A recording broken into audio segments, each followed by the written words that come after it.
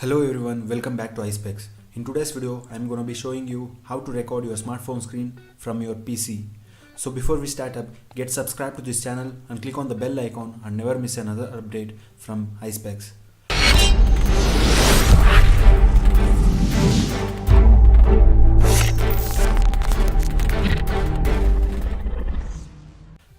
First, cast your smartphone to your computer. Here is a card with the link to the video to know how to cast your smartphone screen to your PC. Check out that in case if you want to know. While your phone screen is broadcasting to your PC, open any screen recorder application on your PC and record your PC screen. Here is another card to know how to record your PC screen without any third-party applications. That's all. Hit thumbs up if you found this video useful, and while you are down there, subscribe to iSpecss for more videos like this. Thanks a lot for watching. Have a great day.